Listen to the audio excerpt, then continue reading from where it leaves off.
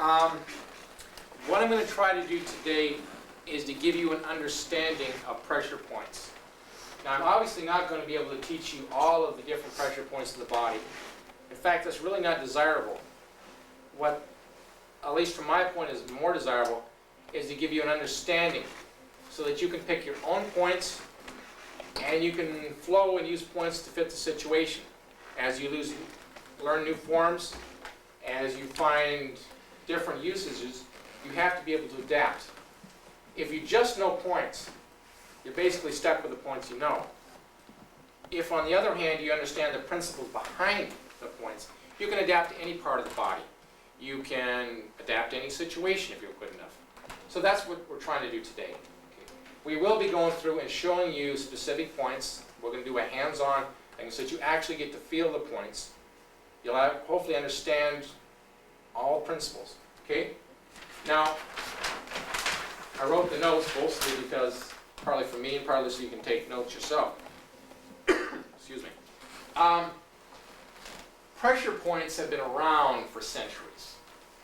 They probably were discovered first when man is grappling against each other, trying to figure out why some point hurt, some other point didn't. There's been a lot of explanations. The most common one is chi. Now, if you understand chi theory, and it works for you, that's fine. I'm not going to put it down. However, the explanations I use have nothing to do with chi theory. They're based on Western medicine principles, physiology principles, and you don't need to know a single thing about chi or energy flow to make them work. The reasons why they don't work in some people are well understood. The reasons why they do and where they do are perfectly understood, all the way up and through the advanced levels. Now, some people who don't understand advanced medicine believe that they aren't, but unfortunately for those people they are understood real well. The principles I'll teach you today are based on that Western medicine concept, and in fact you can validate them in any physiology book. You can take and choose any book that you like, that you're comfortable with, start finding these points, and just enhance the different points using the same principles. Okay? Okay, basically that's where we're at right now. Now there's 7 different types of locations in the body that actually respond as pressure points. Ligament points are the most common. Almost everybody knows, or if you studied any martial arts at all, you've learned joint locks. Actually, that's what those are. A joint lock is when you're stretching the ligaments. Now, ligaments are connections, cords that connect bone to bone, and they basically hold 2 bones together, and that's why they're found around joints. If you twist on a joint, it hurts. Everybody basically knows that. And a lot of the techniques we use in our forms are based on that. You trap a joint and you twist in a direction it's not intended to go. That's not a bad technique. Unfortunately, it has its limitations. And the biggest limitation is the fact that the bigger the joint, the bigger the ligament. And the bigger the ligament, the more pressure it takes in order to do it. So if I've got somebody's elbow and I'm trying to twist on it, it takes a lot of force and obviously more time. So your opponent's probably not going to let you twist on it too well. If you take somebody's finger, it's much easier. But on the other hand, it's awful hard sometimes to get hold of somebody's finger to put them down. If they already have their hands on you, that's one thing. Gone. But in a street fight, you don't have some guy like reaching up and grabbing a hold of you. Here, let me get a hold of your fingers. If he does, he'll want to do it again if you know what you're doing. But ligament points do work. I'm not putting them down. But they're definitely not the only type. Now, tendon points connect the muscles to the bone. They're what takes and lets your muscles contract and move the actual bones. You've got a whole bunch of tendons all over your body. Some classic ones are on the forearm. And when you stretch those in directions they're not intended to go, they also hurt. They're easier to hit tendon points because, first off, they're easier to get to. Secondly, they respond in ways that you can actually use them with strikes. It's kind of hard to stretch a ligament with just a simple strike unless somebody's already got a hold of you. Somebody's punching at you in midair, you can sweep and stretch a tendon, and that'll actually make them drop a knife or even drop their knees or whatever. So they work real well. Third type is muscles. Now, every muscle in the body can be attacked. But the trick is you can't attack the entire muscle. Only parts of the muscles can be attacked. If you know where, we're going to get into that in just a second. You have a lot of targets. Especially if somebody's punching at you or kicking at you, you can strike the muscle and basically cause them to, the hardest punch in the world can be stopped just by pain. We'll get into pain withdrawal reflex and explain that in a minute. But they can't complete a technique, or at least they can't complete it with any power. So they can be punching really hard, and you cause them pain by striking the muscle, and all the force goes out. Absolutely gone. Okay? Nerves are pretty obvious. One comment I need to make about nerves. One of the biggest confusing factors when the theory of chi was developed was that people said initially pressure points were nerve points. And obviously when they started cutting open the bottom, the points that hurt weren't all nerve points. They weren't all tendon points, they weren't all ligament points, and they weren't all muscle points. So what was going on? It basically reinforced the concept of chi. Well, the fact of the matter is that the body has a lot more nerves than just the great big ones that you see. It's covered with a network of real fine nerves. And you can stimulate those tiny point nerves that you actually need a microscope to see. And you can still cause pain. You can cause quite significant pain. All you have to get is a real small, what they call plexus, a junction. And they're not shown on anatomic books because they're just too small for them to outline. But you can prove that they're there because there's almost no part of your body that you can't touch and feel it. If you had nerve damage, you'll be numb in a part. But there has to be something carrying the impulses from touching, and those are nerves. If you can feel a touch, a heavier touch can produce pain. The trick is knowing how to do it. Okay? The fifth grouping is organ types. Now, organ strikes are very obvious. I really shouldn't, you can't take any credit for realizing you stick somebody in the eyes, it hurts. So you stick them in the groin, it hurts. Okay? But a lot of people don't realize how many different types of organs there are. Everybody thinks about the eyes and maybe the ears and the groin. But not too many people really start thinking about the kidneys or the lungs or the heart or even the nose. And they're very valuable organs. Not just because you can hit them and destroy them, but because you can actually cause enough pain or other reactions in the body that the person can't continue. Not always you have to cause pain. You can actually cause physiological changes in the body so the person can't continue to attack you. And if you're really good, you can cause these effects so they're just temporary. And at least that's my definition, is that the object is not to kill your opponent. Anybody can kill. The trick is being able to control somebody, causing the least damage that you have to, because just because they're stupid doesn't mean that I want to waste life. Everybody's got their own definition, but that's my personal one. Okay, number 6 is bone. Now, most people think that bone doesn't hurt, but I can guarantee you that if you stimulate it right, bone pressure points are some of the more painful in the body. The trick is knowing exactly how to stimulate the points. And then the last one is reflex points. Now, reflex points are special groupings of nerves that nobody can override. They basically cause functions that the body needs to do to stay alive, whether it's breathing or blood pressure or control the bowels or the bladder, or even standing upright, the ability to walk.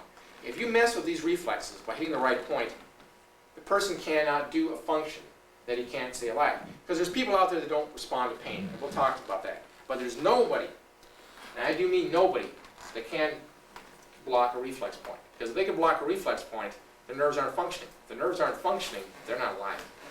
There goes the problem. So when we get to the reflex points, you're not going to have to worry about whether or not the guy will respond. They're sort of the atomic bomb pressure points. They work. Okay? Okay. Before we get into everything, we need to talk about non-responders. And for the people watching the video, I want to make this very, very, very clear. About 10% of the population out there does not respond appropriately, at least in my definition appropriately, to pressure points.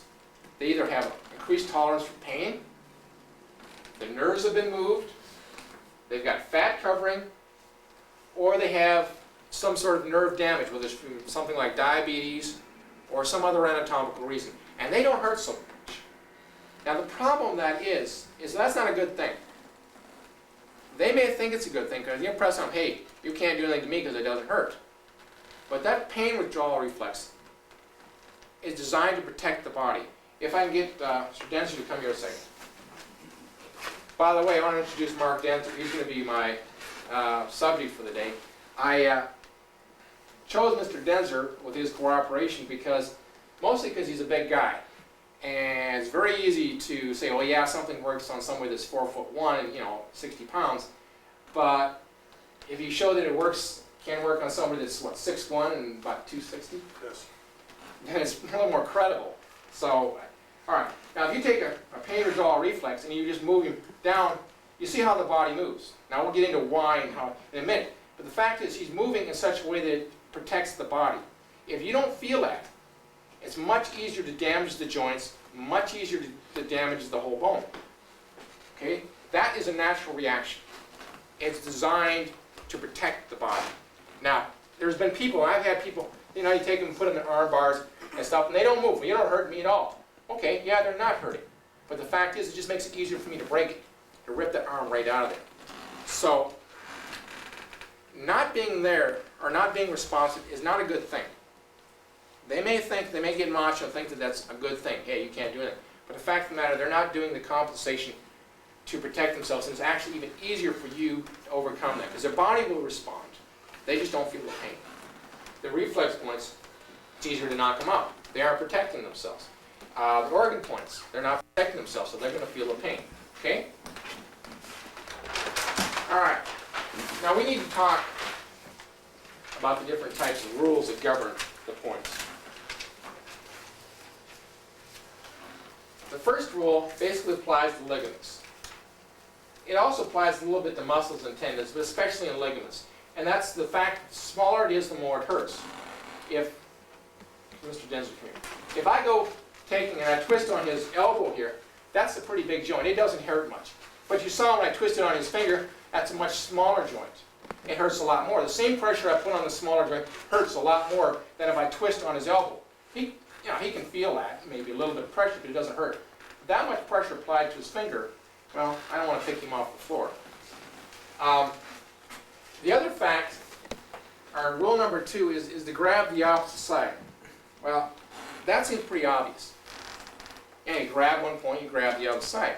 But there's actually more involved in that. What you want to do is you always want to see if you can stimulate more than one point at a time.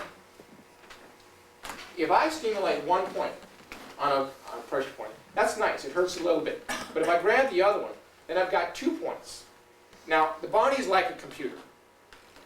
It can only handle so many input circuits at a time. When you put pressure on a pressure point, it's possible to override it. He feels a little bit, but he can override it. But if it can put all its concentration here, it's okay. But if it has to divide its concentration to this point, then it can't block both of them. It has a lot harder time, and it feels the pain a lot more.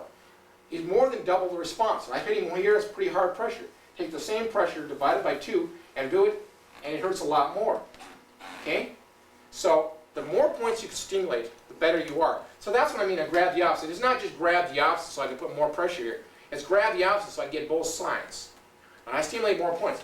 And honestly, that's also, you see some people who say, grab, twist and pull in a joint. See, I twist in a joint, that's one thing. But if I twist and pull and push at the same time, roll that finger, again, I'm stimulating both sides and dramatically increasing the pain.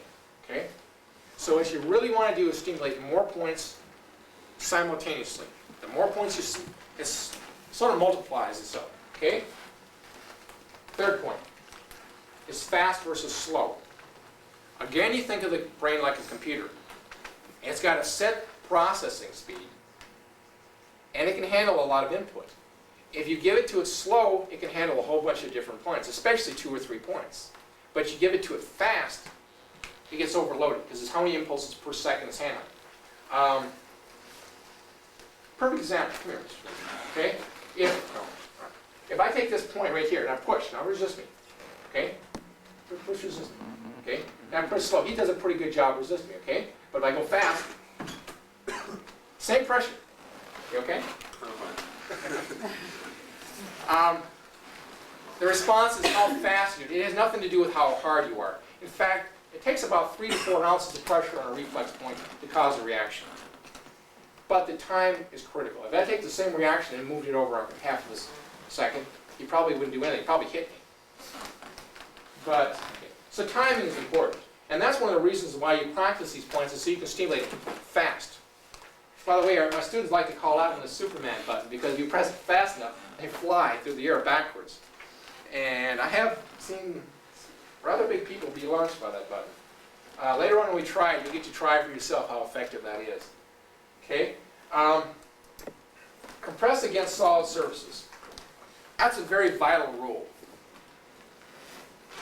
If I take his arm and I press a pressure point and I press it against something like a muscle point like we were talking about earlier, and I press it against something that just gives, it does nothing.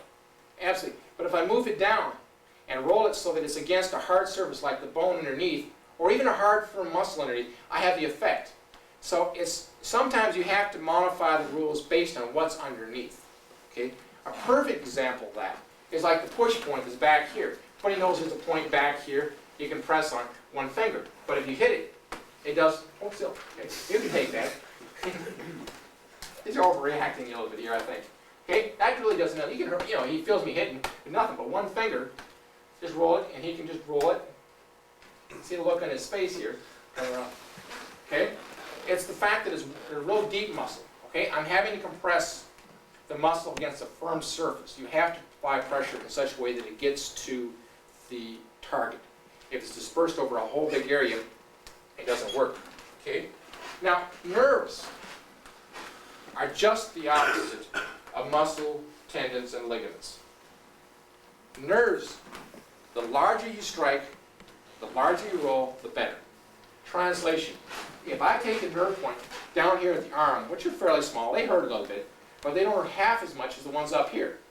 Because you've got a lot bigger nerve up here. And if I really dig into this thing, with the same pressure here, I can put him through the floor. Versus here, I may get him to his knees. But that's about it. And the only difference is not the pressure I'm putting, but the wear. Because the farther up the body, the more the nerves have come together, and you just like stimulating more. Again, it's the rule, the more points you stimulate, the better you are. Well, the nerves are coming together as they get farther up, so you're stimulating more points by more nerves by the single point. So if you have a choice, if you're really going to do something efficiently, go for the central targets. Don't block out here, block in there. Okay? You block, same for the core. You can strike towards the neck and hit more nerve targets. Okay? Okay? Everybody understand that so far? Okay, let's move on. Muscles. I love muscles. Partly because there's so many different targets to attack. Every muscle edge is tender. Every muscle in the body can be attacked. Now, some are better than others, and they follow back the rules we had before, having a hard surface below the number 1. And that's probably the biggest confusing factor in most people's minds when they think about muscles. They think that, okay, I can hit any muscle edge. Wait a minute, that didn't work.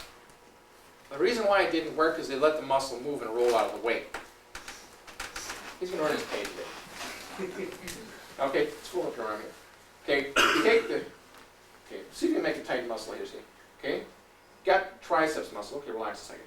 And you can pretty well see some of it. You hit the muscle itself, it doesn't do much, but if you catch the edge of the muscle and just roll it, or a muscle down here called a brachioradialis, you just follow all along the edge of it, just roll that thing. Just roll it, you can see the reaction, okay? Now if I try the whole muscle itself, it doesn't do much. But all I have to do is get to the edge of that muscle, and you can see it. And you can find in any anatomical book pictures of muscles. And actually trace them out. In fact, let's just trace out the brachioradialis on him. Because we're going to use this muscle a lot. We're going to go in, later on in this demonstration, we're going to actually go in and have you find these points. Okay, if the cameras can find that muscle there, go ahead and turn one way and another way. Okay? And you can see by pressing on the edges here, okay? But if I press here, it doesn't do much. But see if I come along the edges, okay? Both edges now, it works now. All right? Just find the edges. Okay? Just right there. So that's a good example of a muscle edge. And any muscle edge that's got firm bone or firm muscle underneath hurts. Okay? Rule number 7. Multiple strikes. I can't tell you how important that is. If you hit somebody once really hard, it has somewhat of a reaction. You take the same force, you split it in half, and you hit him twice in a fast strike, it'll be about 2 to 3 times the effect. And that's because the first impulse goes to the brain, and it says, hey, I got pain here. And the second one says, I'm already sensitized, and now it really hurts. And the body is much easier to get overloaded with 2 strikes than it is with 1. I have no intention of hitting him, knocking the floor, but if you actually try it, you tap 2 points, or tap 1 point real fast, you'll find it works a lot better. You'll also find as you're playing with pressure points, and this is something I got to caution you. If you're practicing this with it, don't go beating on these points all day long. You're going to get yourself sore, whether it's your point or somebody else. And the second time you hit it, it's going to hurt worse. Now, yes, it's easier to find it, but the next day you're going to be walking around just something terrible. Okay? And in fact, you can cause nerve damage, especially in the upper arm. I got to put in a caution right now. Don't ever, ever practice on the muscle nerves here. Okay? Unless you're under direct supervision, you can cause permanent paralysis. The nerve here called the axillary nerve goes from about that there, up in the armpit. Those are extremely useful, extremely effective strikes. But the bad down part about that is if you hit that nerve too hard, not only can you cause damage immediately, the swelling that may occur afterwards may cause damage and final paralysis of that nerve a day or 2 later. And I've seen people who've been in seminars and they've been practicing on a sucker, especially in a non-responder. Oh, I don't hurt, that's not hurting me. And they're okay when they walk out the seminar door. A day or 2 later they'll call me, can you fix my arm? It won't, I can't lift it up. And they're in trouble. They're in big trouble. There's a potential that it will never come back. Because if you damage that nerve, it's both pain and it's the motor control through this area. So be careful. That applies to all major nerves. Be cool. Find somebody who can really instruct you if you start playing with any major nerves. Don't play on your own.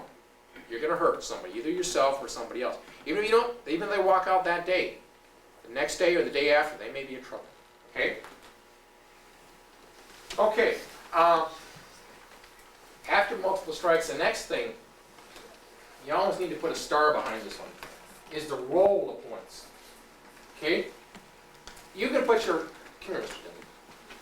You can put your hand on a point right here, and again we have the edge here, and that's one thing. But if I roll it, just roll it. I'm not changing the force at all. I just roll in the edge, kind of like on and off. It dramatically improves the effect. Okay? It works for all these points. Here, roll them up and down. You can just see. Okay? Again, I've got 2 points. Okay? But going down is one thing. Rolling it, just moving that, rolling it this way or back and forth. It's the motion, actual rolling it. And you learn to do techniques here. You roll this one here. You okay? All right. All right. It's not the strike. You ready? I'm going to hit you a little bit. Okay? Hit you. It's not the strike. It's the roll. So it's the rolling techniques that's important. It's not the hit. Okay? Again, it's not a situation of muscles. If it was muscles, the biggest, strongest guy out there would be the best. He'd be much better than I am. He's a lot bigger than I am. I don't want to get mad for that.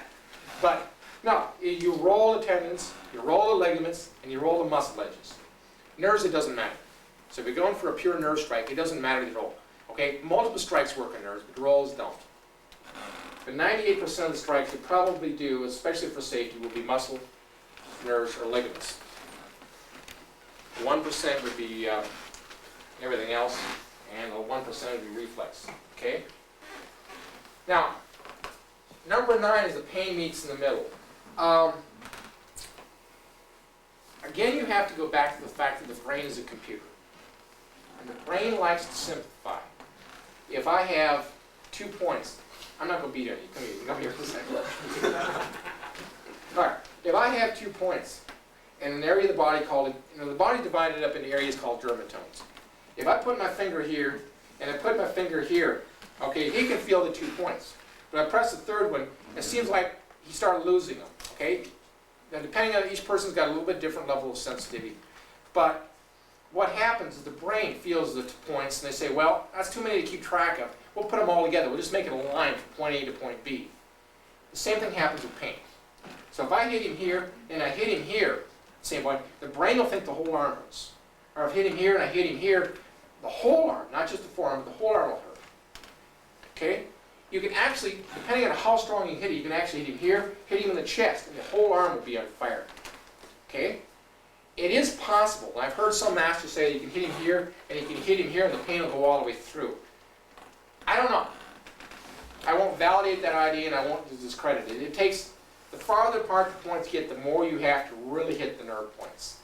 It's really gets logarithmic after a certain point, and I don't know if I really agree with that. But I do know for an absolute fact that if I hit him here and hit him here, the whole arm will be in fire. So if I get this point and get him here, he can feel it through the whole arm. Okay? So the pain does meet. And the fact that that pain meets is just exactly like stimulating more points. So that's good. You can hit 2 points with a double knife hand and overload the arm. In fact, you can't overload the sensory nerve system by hitting points just right and cause such an influx of nerve impulses the brain can't handle and shuts down. That is one way, not all, but it is one way that people knock people out. So it is very possible to knock people out from their arms, from their feet, stomping on their feet. I've got one of my students that knows. We were working on one time, and I got a little bit into it, and I stepped him in the right spot, rolled it, and he basically was out. He was on his feet, but he was out cold. So it does work, okay? All right, reflex points. One thing about reflex points is that they don't cause a lot of pain. Reflex points are groupings of nerves that have been designed by the body to do a specific function to keep the body alive. Whether it's to control the bowels, to breathe, control the kidneys, keep you walking upright, keep your balance, whatever. They have not been designed for pain. Therefore, when you hit these points, you're actually stimulating a body function. The body doesn't sense pain very well at these points, so you can't judge, well, geez, did that hurt very much? No. Respond and how well the body, your opponent reacted. Don't respond on how much pain he had, because that's a very, very poor judge. Okay? Okay. The next thing we're going to do is we're going to go into some of the different points. Okay? Now, what I'm going to do is I'm going to go through a bunch of points. Basically, like we'll go through the points in the forearm. And then what we're going to do, we'll shut the cameras off, and we'll go around and make sure that you understand where all these points are and also why they work. Now, they're going to follow all the rules we talked about before. There'll be muscle points, nerve points, and whatever. Okay? We're going to work with the forearm first because that's probably the easiest to work with. Okay? Now, if I get Mr. Denser to roll up his arm and go, well, that's okay. On the forearm, we've got about 7 points we're going to deal with. These are not all the points that are there, but they're the major points. All right, in the forearm, they got the epicondyles here. I'm going to mark him up really good here. And all an epicondyle is a bone that's sticking out. Take a look at the radius and the ulna. They kind of come out in heads like that. I don't know if the camera can see that. But the ligaments, the tendons that go along through here, okay, we're going to trap them right in this area right there. Okay? That's the first place we're going to trap them. You can actually trap any tendon by any of those outpouchings of bone. Now, generally there's outpouchings of bone at both ends of any extremity. So they'd be like here and here, also here and here, and also corresponding to the leg. You got them up here, you got them there, there, and down there, and then there. Okay? So that's a lot of different points. One of the other, okay, matter of fact, that's these 2 points. We're also going to trap them, the tendon where it joins the muscle, right in the middle of the arm. And that would be 2 points. Okay? The muscle comes in there, we're going to trap it. Okay? Again, we're going to trap it, like I said, on the junctions. My drawing is not the greatest. Never promised to be a good artist. Okay, we're going to draw on these two condyles. And then we're going to trap the pure muscle one, the brachioradialis, which we drew in his arm earlier. Okay? And you give a very good example of how to roll the muscle edges there. Okay? So, and we'll have some time for some questions and stuff, so we'll go ahead and work that. I want everybody's. Now go proximal, which means towards the body, just about a thumb and a half width. Okay? Right there, Mr. Denzi, you can see the two bones there. I'm going to go right there. Now, you don't want to take these things. Turn the camera back on a second, would you please? You want to, like I said, you want to come just proximal to these epicondyles. Now, when you grab these points, you don't want to grab them so tight you can't twist, because the object here is to roll the tendons. Okay? The other thing is, when you're grabbing them, it's not just like this. Kind of, especially if you're coming from inside out. I like to hook my thumb. That joint right there on the inside of the thumb, if you catch it, you roll it. Okay, you can see it in this arm even better. Catch it there. You're rolling it because it makes kind of a hook. And then they're using the edge of this finger. I'm not using the back part of my, or the palm side of my finger. I'm using the edge to roll this thing. So I'm rolling ligaments, and tendons on both sides here. Okay? So try those. Once you go through this, but try those and get those 2 points. Look, okay, real quick. Then we're going to proximal. Get to the inside of the okay. Yes, that sounds really good. There. You're on, right there.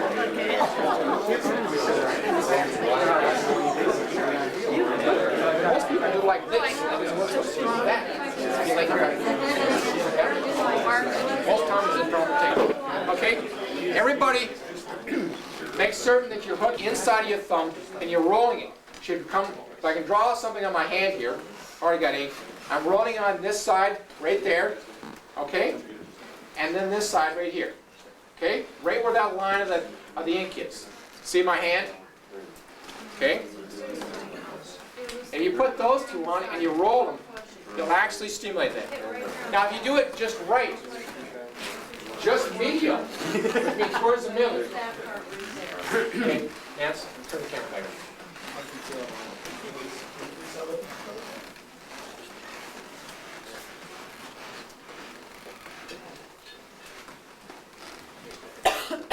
If you do it just right, you do that technique on the distal forearm just right, you can actually even trap the nerve. Okay? Now if you add the nerve to the ligament, obviously you're adding more points. Well, you have nerve pain, which goes real fast. You have tendon pain, which is a little slower. And the brain really says, hey, I'm ready for pain. Oh my God, what am I going to do? And then it hits the tendon pain. And it really responds. And that's why you get full effect here. Okay? And just a second after we get in the forearm, we're going to talk about pain withdrawal reflex in a second. And explain to you what's really going on here. And how you can use these pressure points to the maximum. Okay? But I want you to get the feel of some pressure points first. Okay? So go back. Everybody wants you to find that point. Make sure you got it absolutely perfect. And then we're going to move on. And then we're going to move on right now to, like I said, the mid-arm. And the mid-arm, the point you're going to look for is exactly the junction of the muscle and the tendon, and then go up about 1 finger space. Because if you go up 1 finger space, you're going to have the edge of the muscle, and you're actually going to roll the tendon, so you get the best of both worlds. If you look on him, you can actually see the arm coming up here. Goes, here's bone, comes up, here's the tendon muscle junction. We're going to go right up here, okay, and just roll it. Even he was ready for it. You get that response. Now if I roll it down here, I get a little bit of response, but all I'm doing is just the tendon. And the tendon's got a lot of room to play with. Up here, it's fixated to the edge of the muscle. So I can stretch both of them. Okay? All right. You can stretch both of them, and you do it with a quick rub. Now just kind of roll your hand over it. You can do it laterally, or you can roll it over. You really don't need to stay with it that long if you're quick enough. Use the edge of your knife hand, okay? And I'm not going to bounce him this time because he's getting sore. And just go shooting it out. Just shoot it out. Okay? Got down? Boom. And some of you people have seen that in your forms. Trap it. Boom. And you can see what will happen. You do that right edge, right along the edge of the bone. The trick here is use the hard surface. Don't use the soft surface here. Too many people tip their hand like this and do it. It doesn't work. You've got to tip it here so you've got a nice, hard, firm surface. You roll that sucker. And the faster you do it, the faster he goes down. Believe me. especially if you got a hold of a nerve point here, you do that. This brain's already sensitized, wham. Okay? Let's try that. Okay? Now don't put each other through the floor. Be careful. Back and forth. You can feel it. Okay? See if you can get a shot of something. Raise on the you can feel it. He's resistant. He's really good resistance. But he can feel it. When you try and find the mid-arm point, is you really haven't gotten up high enough. There's a whole bunch of muscles. Everybody acts like there's one muscle there. In fact, there's a whole bunch of different muscles, about 3 or 4 that come out there. So most people are trying to run it down here. You actually have to get up here to the actual point. So don't be afraid of climbing up on the muscle a little bit. You try and run it down here, too far down, nothing's going to happen. You're going to have very, very mild reaction. Second thing is that a lot of people will come too far on the inside. They try and come up here like this, and that doesn't do anything either. Again, you have to have a firm surface. The muscle can roll. You have to get it against the bone, just perfectly perpendicular to the bone there. Because if you're not having a reaction, most likely that's one of the 2 mistakes you're having. Okay? You can strike just opposite here. It's a little farther up on the ulnar side, but it's a lot weaker. Okay? So there are 2 points there, but if you're going to grab them, now, we have people that grab them, just roll those edges of their fingers, and that works. In fact, if you're going to use the ulnar side, you should use a grab technique rather than a strike. The strike in the ulnar is a very, very minor point. And that's because the muscle can just kind of float around out there. Okay? I want to go to what they call the proximal epicondyles. Okay? It's right on him rather than me. Rank has his privileges, I guess. I don't know. All right, let's just turn here. Right there. Okay? We can all see that. There's one epicondyle, and here's the other one. Okay? Just let you see both sides in the camera. And all those are the comparable heads on the sides here. Now, every time there's an epicondyle, you can trap stuff on it. Again, from the rules, you should try and grab both sides and roll it. Okay? You can see both sides. You can see his reaction. Okay? Now, just catch those 2 moles, 2 areas, and drive them into it. It really is effective. Okay? If I just grab them and pull away from them, that's one thing. That's a little bit. But if I go into them, okay, just like here, you want to go into them a little bit. If you go into the epicondyles, it dramatically, you can see his reaction, his body reaction. It's impossible to fake that reaction coming up like that. Okay? So if you go into things, okay, if I'm going to grab this one, I'm going to go this way. To take this one, I'm going to go this way, back towards me. Okay? So I'm rolling these things, I'm coming towards me. Because these are the ones I'm pulling into. I always want to go into the epicondyles. Just like this one, you want to go into the bone. Okay? Go into your hard surface. The harder the surface you can compress it against, the more effective it's going to be. Okay? So we're going to work on those 2. And then I want you to find the brachioradialis muscle and find the edges there. And just find those. Now we've already got that on tape. You've already seen these 2 points there. You can actually feel them in here. Nice and loose. Just open up your arm and feel these 2 points, the heads of these arms. The radius, side's on the side that's got the thumb. You got your ulnar on the other side. Find them. Just come back about a thumb width and just grab them, kind of roll it, and then go into them. Okay? All right, we'll try those a second. Then we're going to talk about pain withdrawal reflex, and then we'll move on to some points in the hand and keep moving. Okay? Okay. Roll into it. Okay, you can feel it. Go into it. Now, probably won't feel it much at all. But if I go that way, dramatic difference is the issue. Okay, that's what's wrong. Most people don't understand the angle of the direction. Yeah. No, that's the deal.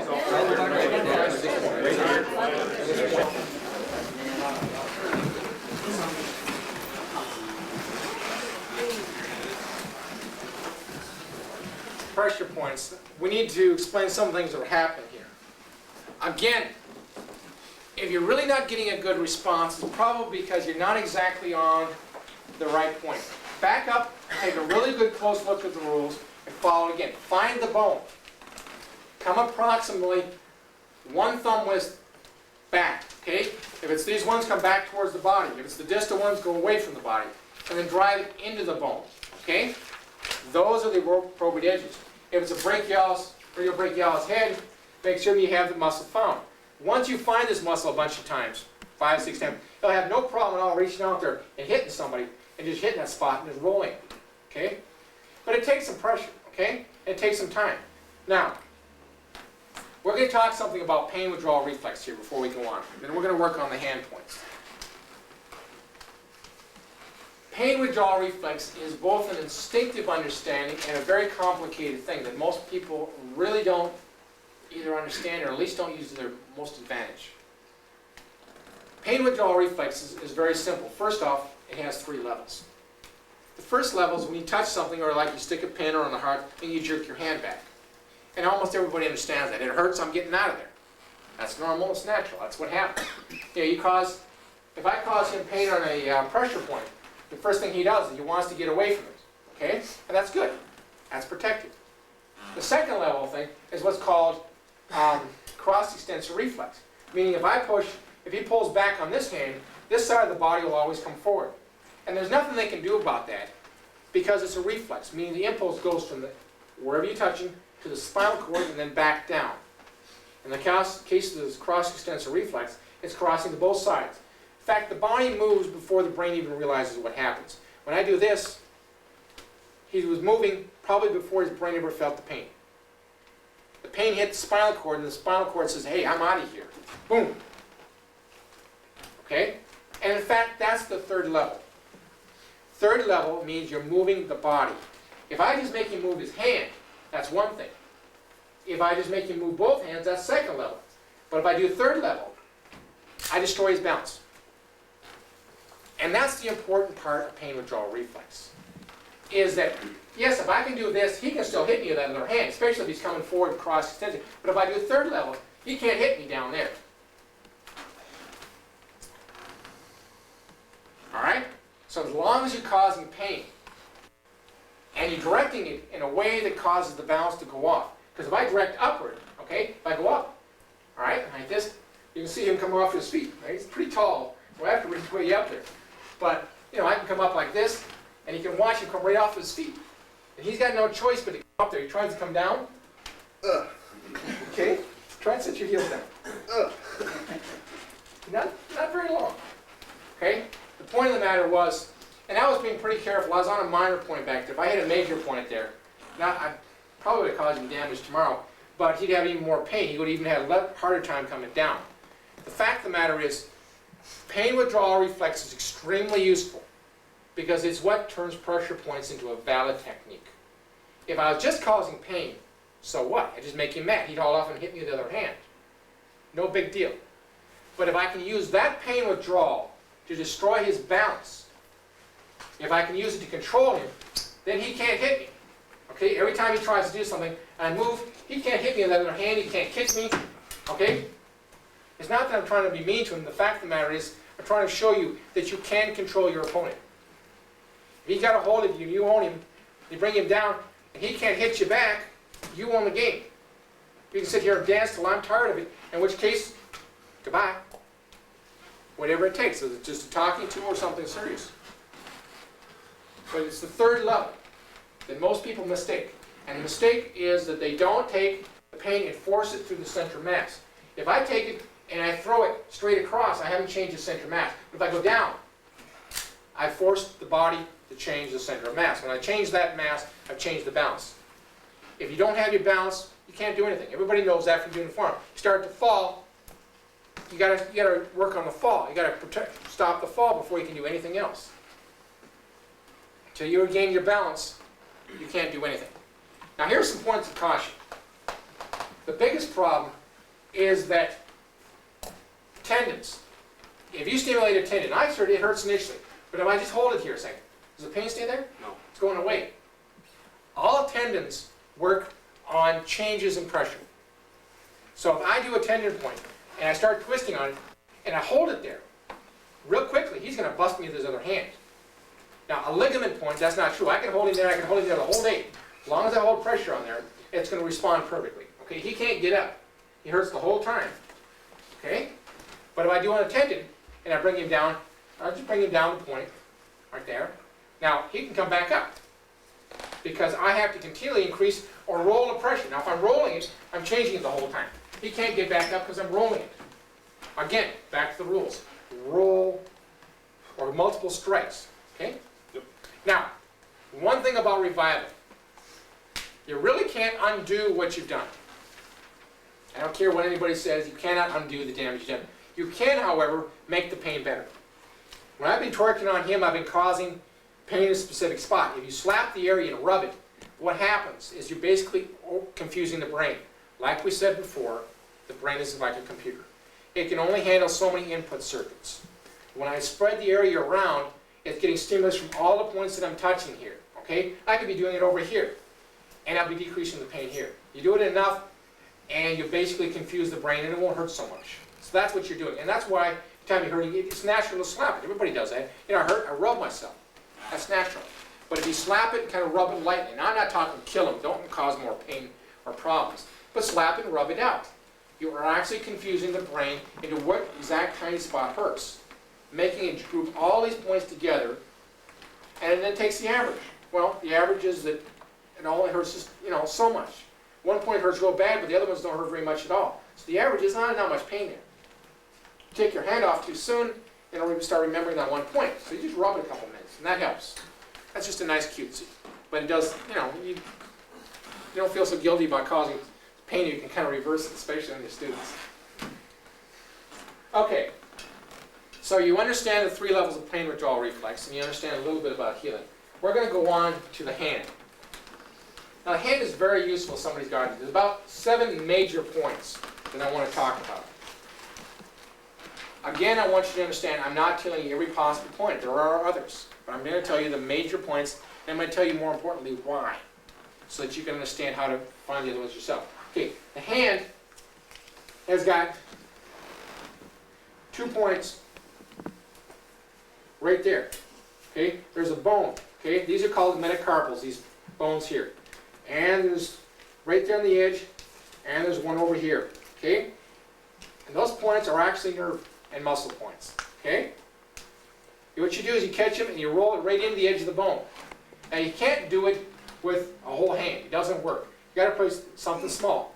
Okay, or that point over here. Now I'll guarantee you, the one on the radial side, the thumb side, is the biggest and most important. And it's the biggest because the nerve is biggest there. Okay? And this one even works. If you make a fist, give me a chance, and I reach out there, you can actually get in there with this one. It's almost impossible with a fist to get in there on this one. This is really hard. But if you break it on this one, then you can get on that one. Okay? Now you got both of them. Okay? So they got those 2 points.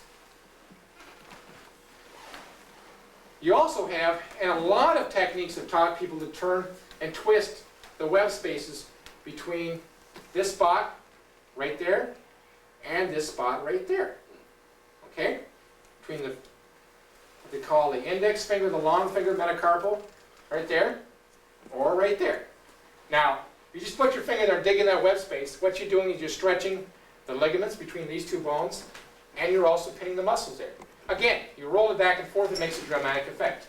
Okay? Again, you're doing your blocking, you roll them around, okay, you put your pressure right there. Everybody knows that point, there's a lot of different styles, there's nothing magical. But what you're doing there is spreading the bones. Now, because these 2 bones in the middle have got bones out here pushing in, it's real hard to get this one here. Because it's real hard to separate. Here it's got nothing out here to keep it from separating. I squeeze here, a little bit, but not half as much as this one here. Okay? So it's the outside 2. There's nothing magical about these 2 points. Alright? Another point I want to talk about in the hand proper is what we call the dorsal ligament point, sometimes the magic point. And it's the grouping. If you take all the ligaments, these can be all full of blue ink before you get down here. And you run the ligaments back here like this, you can see all they kind of gather in an area back here. Okay? That point is full, I shouldn't say ligaments, I should be saying tendons. Tendons have to be rolled. If his hand's loose and I do this, it doesn't really do anything at all. But if he grabs on my shirt, okay, you roll it back like that. You see how it happens? You're tightening him up so you can actually roll him against the bone. But if he lets go, open your hand. Nothing. So this is a really good release point. You want to get at a party or something, somebody's grabbing you, and you really don't want to hurt him. You just want to make him let go. As long as they're doing something, as soon as they open up, the pain goes away. Because there's no more pressure, and the ligaments can slide around. When they're tight, then you've got control. You can grab their hand and not let them open up, in which case you can do whatever you want. Okay? Again, those are tendons. I keep saying ligaments, but actually, I know better. These are tendons. and tendons have to be rolled against points. So, okay? We have a nerve point called the snuff box. Now, I'm going to tell you about the snuff box. I'd almost rather you didn't really practice it so much. But if you can take, you probably see it on me better than anybody else, because I've got a little bit less weight there. You can see the two ligaments. There's ligaments and tendons right here. And in between them, there's a point. Okay? And once you find, there's a nerve that goes back there. You pull it back, again, trap it into the bone. Okay? That's called the anatomical snuff box. Now you have to be careful, because it's a nerve, you can damage it. Alright? If I pull that sucker just a little bit, you can see the reaction. Again, it was third level with pain withdrawal. Like, make him come down. It's impossible to hit me when you got no balance. I'm going to just step backwards and have him on the floor. Okay? Let's stand up. No, I'll tell you what. Let's go through the finger points for one more second. And we'll talk through this. Finger points are really nice. Every one of these joints has got ligaments. We all know that. All you have to do is move them. The important thing, however, is the direction. Almost everybody who twists the finger just twists the finger, and that doesn't do much. What you need to do is turn it obliquely. You aim every finger for that point. Okay? It really works. Now, if I just twist, it works well. If I take my finger, if you notice, anybody's seen the way I've been grabbing, I've been putting my thumb on the other side. So I'm stretching the ligaments and tendons on this side. I'm twisting, and I'm pulling and twisting. And I'm aiming for that point there. If I aim over here, it's one thing. But if I aim there, I get a dramatic effect, because this is the angle. If I drew on the small finger, it's again, it's back this way. If I aim out there, that's one thing. But if I go there, the effect's maximized. So every finger goes back to that point, okay, including the thumb. Okay, that's the magic dorsal point. Now, we're going to go through those points, and when we get done, I'm going to show you one more point on the fingers. Okay, but that's a separate one, a special one. We'll deal with that later. Okay, so let's get everybody stand up. For him, If they're loose, there's nothing there. Okay.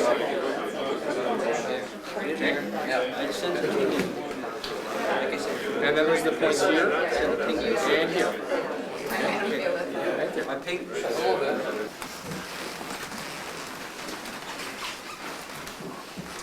Again, does everybody understand the fact of the difference in pain? If everybody is torquing on the thumb, you notice the thumb, being a bigger joint, didn't hurt as much as the small finger. Again, the inverse pain rule. The bigger the joint, the bigger the ligaments, and there are ligaments on these joints, the less it hurts. The smaller the ligaments, the more they hurt. That's why you get this dramatic effect on the small finger compared to the thumb. The worst joint is your thumb, and it progresses down. Your index, your long, your ring, and your best one is always your small finger. Okay? Again, one question I had on the pain withdrawal reflex. The object of third level pain withdrawal is to destroy the balance. The best way to do that is probably to drive something towards, I can just see him grimacing, towards the thumb, the center. Okay? You get good, you can drive it in any direction. But I always tell my beginning students to go towards the center of the body, because that makes the person move the most. And when he moves his balance the most, then that's the effect you want. You don't want him to be able to do anything. You want to have control of his balance. That's third level. You own his balance, you own his responses. He can't do anything if you don't give him his balance. As soon as he starts, you just kind of make a dance. Be amazed at what they can do. And then once you get into something like circle techniques or poison hands, you can let them play with a brick wall or something, full force. They will do all the work. Okay? All right. We've gone through the forearm, we've gone through the hand. And I think everybody understands. You've been playing with the tendon points. You'll see real quickly. You start pushing on them, and after a while, they let up pain. So it is important to understand what you are hitting. If you hit the wrong point and expect to control somebody forever on it, it ain't going to happen. A tendon point is much easier to get to, but it is much harder to stay with unless you're continually rolling it. And sometimes that makes it kind of precarious. So a good technique is sometimes to hit the tendon point and then switch to a ligament point. Because now you blocked the technique, you made him drop the weapon, and now you can get a hold of the finger because the hand's open, and you can own him forever. Or until you get tired of him. And that is the object, is when you can control how long it lasts, not them. Okay, fingers. We've gone through the fingers. We've gone through all the joints. As you obviously saw, the smaller the joint also works for the farther out from the hand. There's bigger joints here than there are out here. Same rule applies between the thumb and the finger as it does farther out. You twist here, it hurts a little bit. Here, way out here, it hurts more. Okay? So you want to go out farther the finger. You want to do the two-way action. Twist dorsally back to the dorsal point. Okay? One more point I want to talk about in the fingers. And this is an interesting point because there's two different types of responses. Probably 60% of the population responds in one way and 40% respond the other way. And that's the fingertips. And if you take a look at the fingernail, the very tip of the fingernail is very sensitive in some people, about 60%, and then the back, right there in the back of it. My magic pen here, put a little more ink on here. Back here, and it doesn't matter which finger you're on, is also responsive. Now, very, very few people are responsive to both. If I press on one point, he's not responsive. If I press on the other point, he's one of the people who respond, the 40% responds in the back of the nail. He's not responsive at all at the tip. Now, 60% of the population is just the opposite. I press here, and I get that sort of response. Okay? It has nothing to do with the rest of his finger's hand. Listen, just to roll back here. Okay? And it's a very good technique because you can reach into somebody's hands. They got it in a closed fist, and you can see. Let's grab the other hand. You can see how you can just reach in there and just kind of compress it. Okay? And you can see the response. And I can, you got a hold of me? No, you don't. I got a hold of you, and I'm just trapping your hand in. And we can dance. We can do whatever we want. We can also do pain withdrawal reflex. Okay? And you can go down and dust the floor for me for a little bit. So I want you to do what I want you to practice. You get up, and you can actually drive somebody to the floor. So be careful. Just take it either. Find out whether your opponent or your partner is sensitive to either this side or this side. Luckily, it's still valid in whether they are in both because they're so close together. If you find you're grabbing somebody and he's just not responsive at one point, go on the outside thing. Okay, he's not responsive here, you can just slide your finger just a quarter of an inch and they're responsive. Okay? So you really don't have to readjust much at all. So it's just real fast. You're looking at what are you doing? Bam, he's on the ground. So it's a very valid point. You just have to find the ones that work. Okay? So it's either one or the other, not both. So why don't you stand up and practice that one and find out how to get your hands on it. Okay? Good balance. It's the body sweep. Okay. As everybody noticed in those points, those we're working on them out here. Again, there wasn't a hard surface out here, so you get some response, whatever point was more tender. But once you got it into the hand, then dramatic, then you saw people all around that trying to bounce towards the floor. Because as soon as you get it locked up in your hand, then you can't move away from the pressure and your whole body will go third response. Wham! Okay? But if your hand can move away, it just kind of, the tissue floats away and the nerve kind of rolls away and it doesn't hurt that much. It hurts a little bit, but not that much. Okay, I'm going to talk about the arm. We're not going to go through the practice of it. Except for 2 points in the arm which we're going to practice. I'm going to leave, I don't want anybody to practice it. For the reason of safety. I'm going to show you the points, have you roll up the sleeve, right on this arm for a change. And I'm going to show you the nerve. But I don't want you playing with it because it's downright deadly.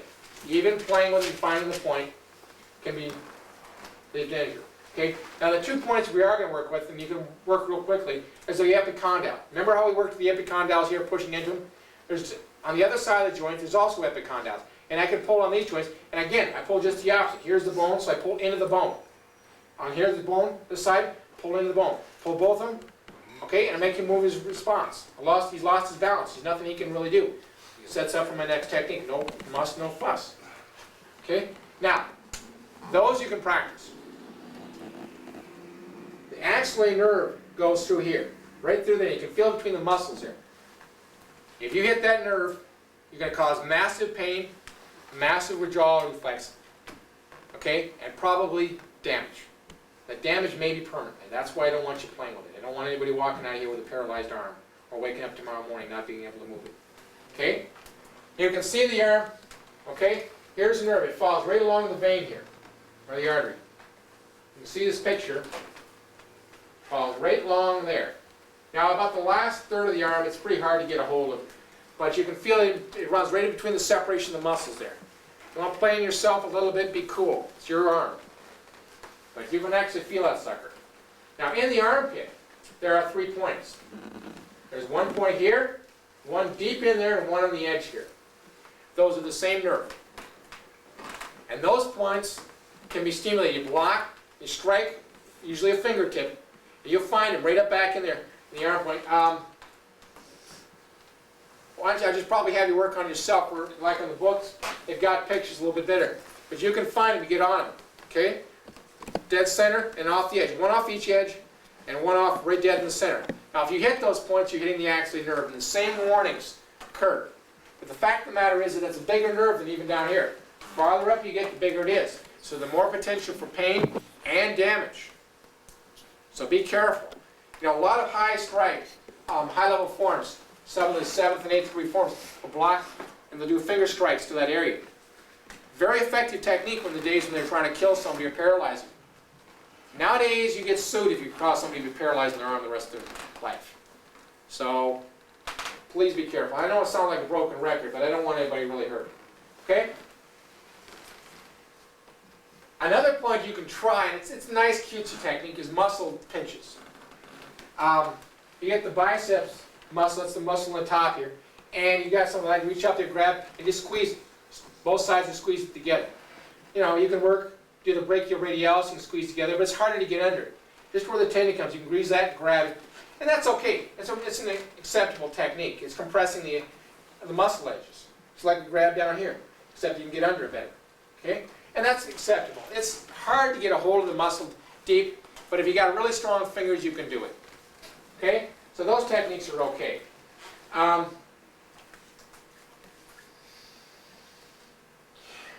The distal arm, or I'm sorry, the proximal arm, has got a point right here. You can feel the muscle called the deltoid. It comes in here.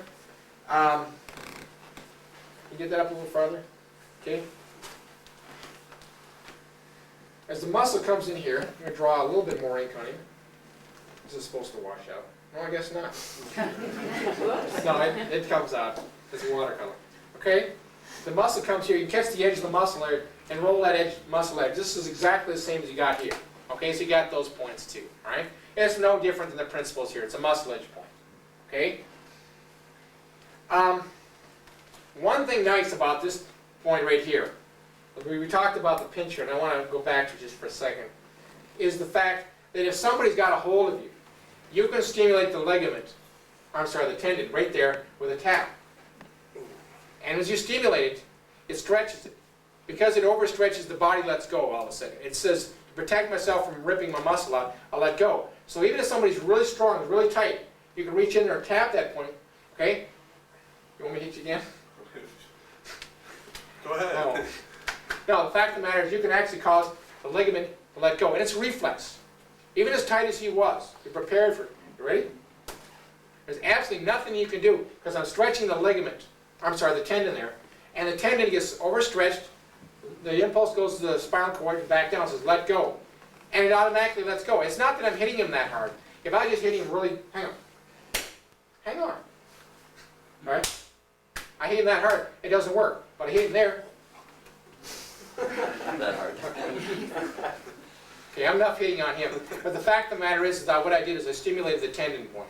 Just like I stimulated him here, I stretched him. When you stretch him, the pain withdrawal reflex makes you move away. In this case, it was the pain of, I'm going to rip a muscle. Alright? So it's the same principle. So that's a very valid point. Okay? Let's go to the neck area. The neck area is a very excellent idea. The Muay Thai people use it all the time. They grab somebody's neck and they pull on. The biggest problem, most people who grab the necks, is they try and do it with brute force. If I get a hold of somebody like Mr. Denzer and I try and pull hard, he's going to kill me. You know, going to look at me and if I got bad breath, I might save myself, but otherwise. What you want to do instead is find specific points. If I get specific points and roll one finger, I can make him do any dance I want to do. And I'm just holding one finger here. Okay? Instead of doing this brute force stuff, resist me, I can't do anything versus I do one finger, and I'm not doing any pressure at all. You can even tell from the exertion I have in my hand. I'm not doing anything. If I wanted to go fast, I'd have to fix him from bouncing off the floor here. The point that I was hitting there is just back here. There's a muscle called the sternocleidomastoid. And you can feel it coming all the way around. It comes from the front to the back here. It holds your neck up and helps it move. Now if you find the head of that, just like we said before, you find the edge of it and you roll the edge of that muscle. It hurts. Now, the more tension there's on there, the more it hurts. Just like the more tension is on here, because it holds it in place. And that's all. So you just reach around. It's not that effective by pressing this side because he gets away. But if I come on this side, you see what happens. Okay? Down here, the same muscle, the sternocleidomastoid, you follow it down. Okay, we'll do it from the camera. It comes down like here, right there. Okay, you see the reaction. Come down, just press the muscle. Just roll the edge of it. Again, it's a muscle edge roll. Okay? Now, just lateral, which means just distal to the back. You see this gap on the picture here? There's a gap in the muscles. Right to there. Alright? If you put your finger in that muscle, or in that gap, and press, you get a combination. See if I can find it right there. Okay? Now that works, it works okay from the front. It works dramatically well from the back. One finger is perfect. You get somebody blocked, come around, and you want them down. There's absolutely nothing they can do because of pain withdrawal reflex. And I'm just using one finger. In fact, it works better with one finger than it does with all of them. There's just a little bit. See, I can't do anything very well. When I do one finger, he's down. And it's just lateral. You can find it by feeling the neck and coming just, find those muscles. You can look in the picture here. Here's the solid muscles in the neck, and just lateral to it. Find it, and just come in. You can actually feel that triangle. Okay? So we got 3 points here. We got sternocleidomastoid, and we've got the triangle there on both sides. Now, one thing else about the sternocleidomastoid, which I really like, is the fact that when you get the sternocleidomastoid, you can roll the center. And if you stretch it, just like that, you see the body reaction. Okay? So, as you stretch and roll the edge, the whole body will come around. So you can take somebody and just basically, you can roll them around, catch them like this, and bring them right to the ground. And it's not that I'm hitting him, because I'm not. I'm putting my hand here first, then I'm rolling. It's this quick roll. And boom! So just, you've seen that technique in your forms. And that's what it is. It's not the hit. Everybody thinks, I'm hitting him in the neck, I'm knocking up. You're not hitting him in the neck. You're putting your hand inside and you're rolling it. It's that shot. It's just that it's a circular shot. That's why it looks like you're coming like this. Just roll it. And they will bounce off the floor. Okay? We're going to work on those techniques just a little bit. I want everybody to work on, then I'll stand up and we'll show a few more ones. Okay? So, work down to that. If you're having trouble finding the triangle, find that in and go lateral to it. You can actually feel the muscle structure. You can find that hole. You find it, you'll know about it.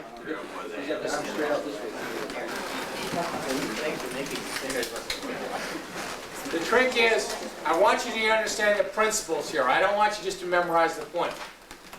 This is a long, thin muscle. You can stretch any muscle along its belly. If you stretch it in a way that destroys the balance, it's effective. Okay? Stretching along here isn't really going to do much, but the two ends are very effective. We pressed on this end of the muscle, brachioradialis, we pressed on this end when we hit the epicondyle. Same thing here. We're hitting the two ends of the muscle. Here happens to be a break in the muscle, so there's nerves and tendons that run through it. No magic point about it. Okay, the face. I'm not going to go into a lot of the obvious stuff like poke in the eyes. Everybody knows that nonsense. The reason why I say it's nonsense is it's a very, very dangerous technique. If you hit someone in the eyes, you're going to cause damage. Don't do it. Don't ever do it. I don't think you should ever have to resort to hitting someone in the eyes. The nose is a very effective target, but most people blow that. Especially boxers. They go in the punch, they try and break the nose, flatten the nose. Looks impressive because it bleeds a lot, but it doesn't do much. I mean, it makes a man mad, and it may psychologically mess him up if he got aversion to blood. But just as often it makes him mad. You broke my nose, I'm going to kill you. More effective is if you punch the nose, and you notice how your eyes will water sometimes? That doesn't take a lot of pressure. In fact, a lot of pressure will negate that. But a little bit of a pressure, and I'm going to be nice to you, at about a 45-degree angle this way. And most forms, I've seen styles go like that. They hit the tip of the nose, back. Now, it doesn't drive it in the brain. You don't need a lot of pressure. What it really does is it causes the pain nerves in the end of the nose to fire, and the reflex is the eyes start to water. and they water real bad, so the fact that the guy may not even be able to see. And he's walking around like this. Well, I can't hit you because I can't see you. So that's the effective strike. It's a fast, quick one. It is not, bam, I'll bust your nose all up. It's just light. Okay? Other strikes to the face are the muscles. Now there's a ring of muscles that goes all the way around here, and you can catch it right there, and you kind of roll it there. Okay? It's called the ocularis muscle. Just catch it and roll it. Okay? Feel it right there. Okay? Camera says you want to see it. Right there, on the edge of it. Okay, let's draw it on here on the picture. You can zoom in on the picture a little bit. It just surrounds the eye. Okay? On the bottom half of the eye. Now there's above the eye, but that's pretty thin and pretty protected. But the bottom half of the eye, right there, oops, excuse me, both sides is the ocularis muscle parts that you can hit. And if you hit that sucker with even one finger and roll it, it's very, very effective. Okay? Another point that's extremely effective you're going to hit is what's called the zygomatic arch. Now if you look in his face and look at anybody's face, you'll see the cheekbone come around here. Layman's terms is cheekbone. But if you run just the edge of that bone, it is very tender. Now you hit the bone itself, not too tender. If you hit the edge of it, it's very tender. It causes a lot of sharp pain. Again, edges of bone are probably the most sensitive thing except for organs, like eyes and ears and nose and stuff like that. The second most sensitive point in the body is the edges of bone. But to get to an edge of bone, you can't attack a round part of the bone. You have to get a flat part of a bone or an end of a bone, okay? So we do that, just in the zygomatic point, right there. You can reach up and tap this point and just push anybody away. So bone edges are very effective. Bone edges also back here on the edge of the ear, right there, very effective. And in fact, this area is an excellent area because right here, on the edge of the face, is a gland called the parotid gland. And it's one of the salivary glands. And you can roll that sucker right there, one finger. It causes a lot of pain. Okay? Somebody's got you, pam. Believe me. Or if you want to pin him to the ground. So a lot of people have seen, like, they went to some of these seminars and they've seen somebody hold somebody to the ground with one finger. Basically, they're just catching this organ. Now, organs are like everything else. Let me rephrase it. Organs are like ligaments. They hurt constantly. The pressure doesn't go away. Fast stimulation causes a faster pain withdrawal reflex, but the pain will not go away. It's not like a tendon. If I press here constantly, he hurts the whole time. Okay, as soon as I let up, it goes. But as long as I'm holding them, he hurts. Okay? One other area along the face that I want you, because you take what's called the angle of the jaw. So down here, I can show you in the picture, it's right here. And this is another what we call a launch point. Sternocleidomastoid goes up here, and it's just medial to that. At this point, right there, you press in and you twist. Now, it isn't a press so much, it's that fast twist. And you saw what happens. It's not even just so much of a pain. It's almost a reflex. Press right here. You okay? You all right? I'm all right. All right, good. Okay, at that point, you twist. And it's important to twist laterally. You notice I didn't twist this way. If I twist this way, it does very little effect. But I twist laterally, I don't need to do it from a third time. You already see him bounce. Okay? Just one finger, twist laterally, or towards the outside. And they automatically, because it pulls a whole mess of nerves and tendons and ligaments over here, and the body will just launch itself backwards. Okay? That's exactly what's also happening back here. Okay? We talked about this point earlier. And it's the distal half of the trachea that you can see. It's not, well, not the whole trachea, just below the epiglottis. You press in here, you press slowly, it's one thing. If you press fast, and you get that reaction. Again, one or two fingers rather than a full thing. Okay? And all you have to do is snap forward. I don't care how strong they are, if they got their hands on you, grab. Okay? If I reach here and push out, he's out. Now, he doesn't really feel a lot of pain at these points. But he does feel uncomfortable. He does stimulate what's called a gag reflex. And because of the stimulation of reflexes, it's impossible to fight. I don't care who it is, how tough they are, I went out to a seminar a while ago and I had this really great big guy who was basically a non-responder. And he said, well, you can't do anything to me. Nothing you can do works for me. I torque on him. Yeah, fine, that stuff doesn't work. And I reached up and boom! First time when he bounced all the way back. Second time it's like, you ain't gonna get me no more. Well, yeah, he's a non-responder as long as he protected that point. It is one of the reflex points and nobody can reflect it because the reflex happens to be the gag reflex. Without the gag reflex, you aspirate your own fluids into your lungs. It's not compatible with life not to respond to that reflex. People die. So therefore the body can't shut it off. Therefore it works on anybody. It has nothing to do with size, strength. It has nothing, you can know what's coming. If I can touch that point, I can launch you. That's the same with the neck. I can launch you from that point. I don't care if you're ready or not. Just twist it. Okay?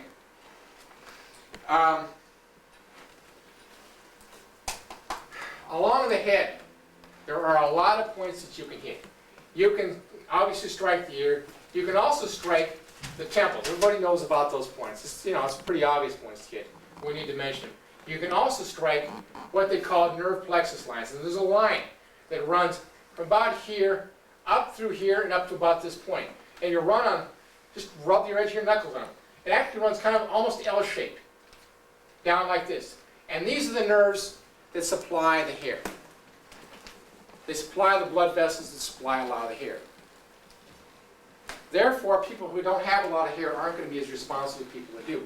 But you just reach up there and you stimulate those points anywhere along that line, from behind the ear up what's called the break in the hairline, right there, and then back forward a little bit. Not all the way for the front, because I stimulate the front, it doesn't do much. But I move back here just a little bit, about halfway, about the edge here and back, and it starts working. And you just bring them right to the ground. And it's really great. You reach over, grab a hold of a handful of hair, and then roll these points. They don't know where to go. They know what to yell. Okay. Let's move on. The chest. The chest is a great big area that everybody thinks, well, I can hit him in the chest, and it's not going to do a lot. The fact of the matter is that heavy strikes to the chest really don't do a lot. And that's because there's so many vital organs in there that the body's protected it well. If it didn't, anybody could kill anybody. But Mother Nature wasn't good enough to protect all the points.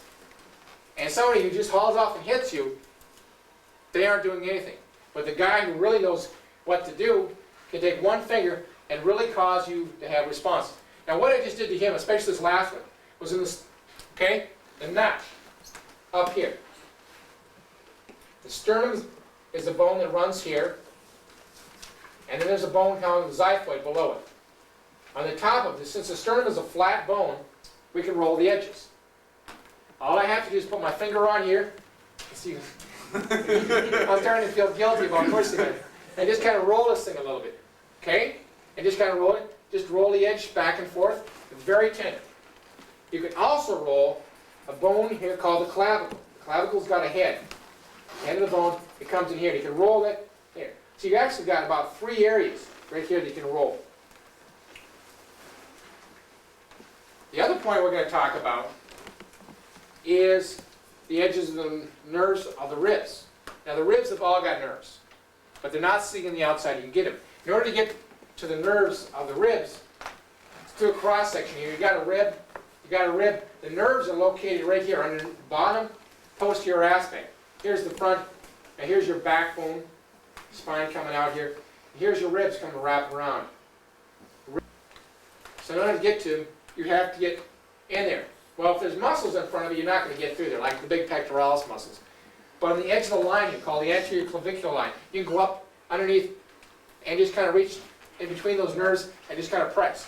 So if you're going to strike, and you strike somebody up in there with a knuckle fist, you got very good technique. But if you hit it straight on, you're not going to do anything. You got to get up into those ribs. Or you can also you can always use what's called a knuckle rub. And in medicine they do that to wake people up sometimes. They're trying to determine whether they're unconscious. As you roll your knuckle down the edge of the bone, and all you're doing is you're rolling a flat surface, or even the top of the ribs. You can roll it on the top of the ribs right here. Now it's more effective when there's no muscle covering, which is like the sternum, but you can do it any place in the ribs, the anterior clavicular line. Okay? Okay? Mm-hmm. You get a hate before the day's over, if he doesn't already. Okay, so the chest has got a lot of good ribs, or a lot of good points. And in back, there are some excellent ones. You take the spinal column, run down the back. You obviously don't want to hit that, you're going to break your hand. But right next to it, there's a lower major attack, especially an area called T4 through T6. Everybody's had a rib, pop out. Back then, you walked around for a day or two, and you really hurt. That's what's really popping out. Most of the time, these ones right here. And all you have to do is hit those suckers, and for a day or two, they really, really hurt. Okay? So those are some good areas. Another area is a bone. You can feel it back here called the scapula. The scapula is a bone. It's kind of triangle shaped in a round sort of way. Comes over the top. The bone comes over the top. It's the back part joins your clavicle. Now it's got muscles all over it, but it's got a ridge of bone like that. But this inside area, stick with this inside area here is very, very tender. Since it's got bone underneath it, it fits our rules. Compress against a hard surface. If you take a fist and you strike somebody back there, okay, right there, you can just feel it. Okay, I'm just rolling him. I'm not even hitting him. If I haul off and hit him there, he would hurt so much he couldn't even lift his arm for a while. Because that muscle is used to move the arm, position of the shoulder. So if I hit him, spin him around, just strike him, he can't come back and come back with a back fist. He can't do anything with that arm. I've basically taken that arm out of action for quite a while. So it makes a very effective targets in the back. You can strike the paravertebral, especially T4. That's the fourth thoracic nerve, or fourth thoracic area. 1, 2, 3, 4. They're about 6. About that area right there. It's both sides of the nerve. Just strike them with the knuckle fist, and they will have trouble breathing because it hurts. They will have trouble moving because it hurts. Or you can hit the scapula, and they will even have more problems. The reason why the scapula is more effective is it's harder surface underneath. Again, you're compressing against a hard surface. Those are pure muscle strengths. Okay? Now, we're going to go back to the front of the chest. I want everybody to get up, and I want you to find these 3 points especially. And you can also find the edge of the bone down here underneath called the xiphoid. Okay? You can roll that edge exactly the same way as you can roll the one at the top. So we actually got 4 points I want to work on. Okay. By now you should have a pretty good idea of how to find the edges of bones.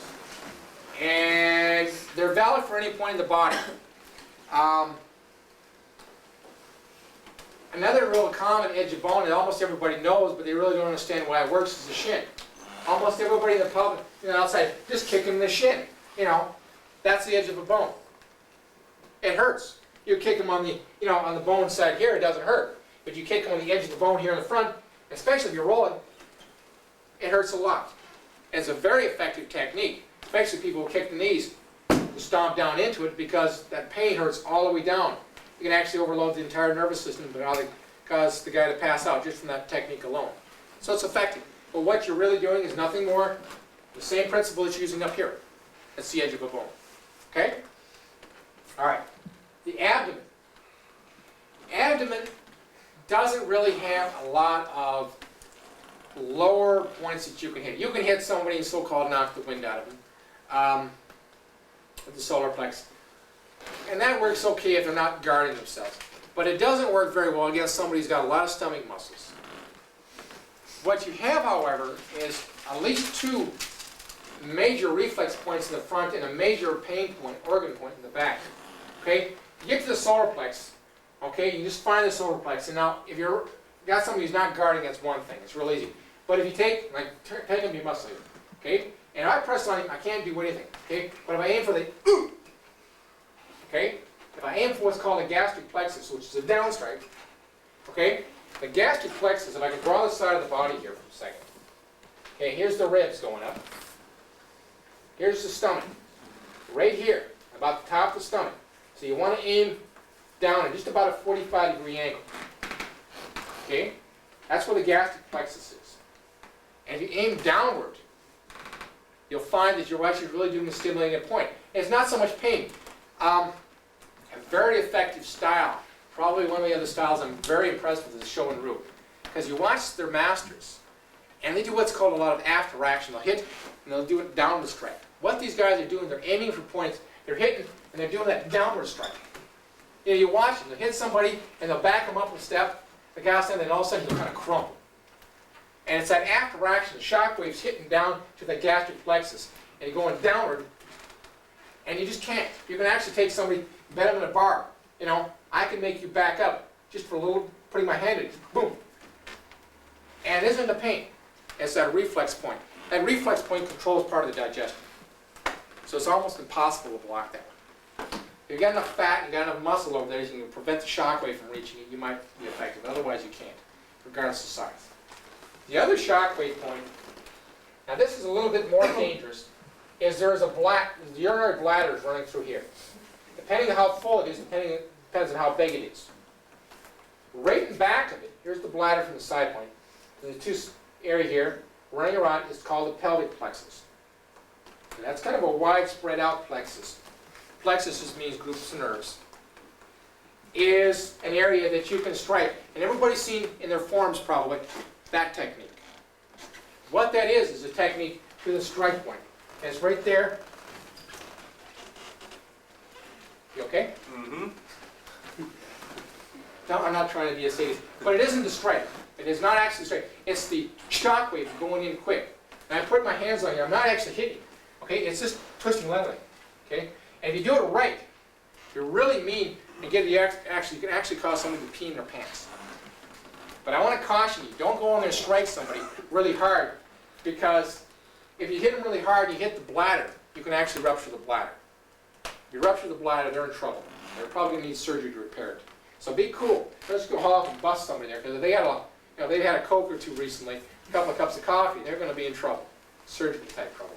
But you know, if somebody got the clinch, you can reach down that point. Okay, just come down. You know, again, a perfect defense against the Muay Thai people. They got their hands down, they got you down here. You can reach here. Real easy. Woo. They'll back up from you. You don't have to worry about, you know, making them let go. You're going to their hands. Don't touch their hands. They'll back up. They'll let go. And you're back in your range. So you're not at a disadvantage of being close. That's what that means. Okay. In the back, we've got the kidneys. Now the kidneys are located. The ribs come down like this. Okay. They run down at angles. Okay, and kind of wrap around. And they run back up in the back, just about the same angle. So they're running up here about that angle. And the kidneys are located back up in here. You've got to find what's called the 12th rib. They kind of go up underneath toward, okay? Now, I warn you, you strike the kidneys hard enough, you can cause them to be ruptured. So we're not going to be practicing. You want to play with it yourself, that's fine. But I don't want you going around hitting each other, because you hit this point, you cause a lot of pain. As a matter of fact, this is probably the most painful point secondary to the eye in the body. It's much more painful than the groin. Because all the nerves that you feel in the groin are also involved in the kidney. You turn around somebody and you kidney punch them, I guarantee you, even you moderately kidney punch them, they'll be sick to their stomach, it hurts so bad. It really, really, really hurts if you do that one right. And the correct strike is upwards and outwards just a little bit, about 45 degrees up, about 15 degrees laterally. Okay? All right. Anybody have a question? Understand where that's going? They are dangerous points. I'm going to let you work on this one. We're going to get up and we're going to work on these two a little bit. But be really cool on the bladder one, okay? Just you know, put your hands here. Don't hit. Just twist laterally. And if you're right, your partner will feel it. You don't have to knock them off out. And just kind of put downward, okay? Feel the shock wave a little bit. Unless you hit really hard, you're not going to see dramatic effect, but you'll know. Believe me, you hit the right point, you'll know. Okay? All right. For those people that were playing with the reflex points of the abdomen, I'm certain you noticed the fact that there's not a lot of pain produced. You get a lot of good response out of the person, but it doesn't really hurt. Yet they can't avoid responding. Again, that's what I was saying before. Reflex points don't necessarily have a lot of pain. The body created these points to control vital functions. And since they do control vital functions, they can't be blocked. But the body never expected them to be stimulated. So therefore, you weren't designed with a lot of sensory nerves to them. Just enough to respond to the local organs, and that's it. Not like the nerves of your skin, which are supposed to be sensitive to touch and pain again. So you're not going to find a lot of pain from these points, but you are going to back up, or you're going to do whatever. You get strong enough, you're going to pee your pants. You got to be careful. Now, I'm not kidding about that. I was right on the edge. If I hit him a little bit harder, you probably felt it. Okay? All right. The thigh, that's the area from the hip to the knee, is pretty much like the upper arm. Okay? You've got muscles that run here. The muscle called the sartorius corresponds pretty well to the brachioradialis. And where you can pin that, which is the good point, is the upper part of the arm here, because it works on tipping your foot in and out, is a very good target. You can feel it crossing across here. You just feel that spot. And if you hit that point, you can make it so the guy has basically a Charlie horse. There's pressure points, there's even poison points in that muscle. And you strike these points, and it really can screw up your ability to move. Okay? You can't move or put any weight on that arm or leg. It's awful hard to continue the fight. So a very good technique is just to kick that strike point right there. Right there. Okay? The femoral nerve, okay, runs right in here. Now actually there's a bunch of structures that go right in. There's a notch of muscle that occurs right in here. That doesn't mean there's no muscle. There's a lot less muscle that occurs right in this area, right up there. And there's a nerve, there's an artery and a vein that run right in here. You can actually take and strike that point right back in there. And it's a very effective technique if someone's got a blocking a kick and they got, now you can knock the leg out, it's wonderful. But let's say they're prepared for that. You can strike at that point there and just basically cause the whole leg to collapse. If you hit it strong enough, it'll be permanently collapsed. So that's a very strong, effective target. Strike right there. You see people who strike and kick to the back leg all the time. That's one of the targets they're aiming for. They're not always aiming for the groin, because actually that's not the best angle for the groin. Okay. Matter of fact, we should step for a second. The point for the groin is actually not in line. A lot of people just think you just kick straight to the groin. It doesn't do anything. In order to strike the groin, you have to compress the groin just like anything else against a hard surface. There's a bone in there called the symphysis pubis. Now, in order to compress the groin against the symphysis pubis, you have to strike upwards at a 45-degree angle. If you strike at any other angle, you're going to slide it off the bone and probably miss it. It's not that it's not going to hurt. But for some people with a high threshold, they're just going to get mad. You kicked me in the groin, we're going to talk about that. But on the other hand, you compress it against the symphysis pubis, they're going to be too busy puking to talk about it. When they talk about discussion, it'll be later, not at that point. So if you're going to strike, you've got to strike upward at a 45-degree angle. Okay? And the back of the leg. The sartorius works real good at the top and at the bottom. You can reach down here in the other one, and just like on we talked the other muscles, you can find the spot down here where it inserts down here, the tendon muscle junction. So it works up here, it works down here. You also have the epicondyles. But because of the way that the femur, the bone of the leg, is designed, it comes out here and down, it's pretty hard to actually roll the epicondyles up here. But down here, especially if somebody's got you in the leg clinch, they got your arm around you, you can reach down here. Put your weight on. You roll it. Okay? I told you want to put weight on me. Okay? Between right there. You catch those muscles. These epicondyles, just roll it right back into the same epicondyles that you did for the arm. Okay? And you can feel it. Just come up here and roll them right into it. Okay? Just catch the edges. You find the edges of the bone. Okay? Right there, and you roll them right into it. Now that's really important, the fact of those points, because it's an extremely useful point. You got somebody's fighting position. Okay? Now a lot of people, especially if you find somebody puts too much pressure on the front leg, step down. What you can do is you can catch that point and you can roll it. Because a knife edge kick right there, okay, will actually cause the tendons and ligaments there to hyperextend for just a second, and the body, to protect the muscles so they don't, because the things are going to tear, will let all the weight off there. If you got too much weight, the whole body will just rot. You saw what happened, his reflex. Went down there for a second. That's real easy. Kick down there, he responds, it's all over. Again, that's a reflex. They can't fight it. Thing is that it doesn't work if the guy's up in a cat stance. Good. If I do this, there's no real tension on that leg. So I can roll it all day. Does nothing. But the second he steps down, it pins those things. Again, you've got to be a hard surface. So if anybody touches their heel down, anything more than about 10 or 20% of weight, it's a target. And that's right on the lateral, just above the lateral epicondyle right there.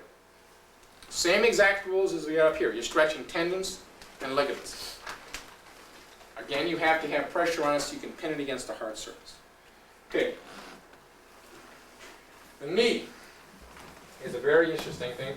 Like we said, you can stretch the tendons and ligaments, especially on the outside. The inside can be done, but they're a lot harder to get to. They're just much harder to stretch those. The kneecap is an area a lot of people forget about.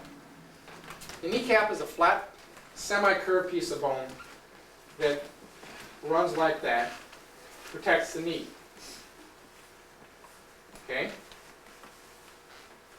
Again, I'm not a very good artist, but okay. And you can see in Mr. Denzer, roll it out here. Everybody knows what the kneecap is. All right? Now, the kneecap is a very, very good target because it's bone, because of the fact that you can strike it. You can roll the edges, you can just strike the whole thing. And it hurts. You can drive this bone against these two bones, and then the pressure will cause the edges of the bone to roll.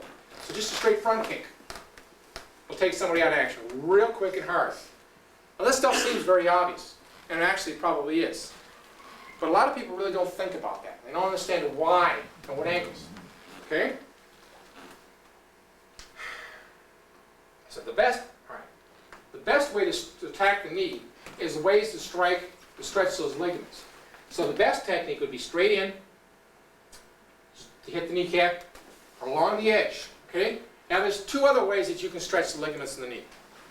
One is up at a 45-degree angles, because the muscles go up this way. You can just actually go up 45 degrees this way, like that, or 45 degrees down this way. Again, this is the sartorius muscle. He's striking that one. It's done like that. So if you strike those things down that way, the knee will actually release. Get any pressure on the sucker, and they go down. Now if I'd gone all the way down, you can see what had happened to his knee.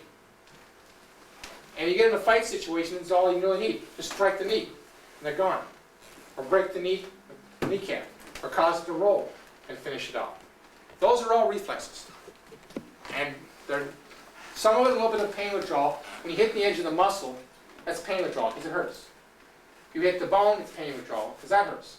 But you stretch the tendons and ligaments, that has nothing to do with what's called an overload reflex. The body's trying to protect itself, just like we did up here. Okay?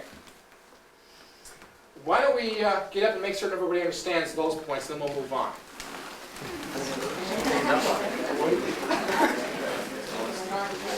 Give a sharp edge on your first one. Okay, we talked about the leg, or actually the knee and the thigh.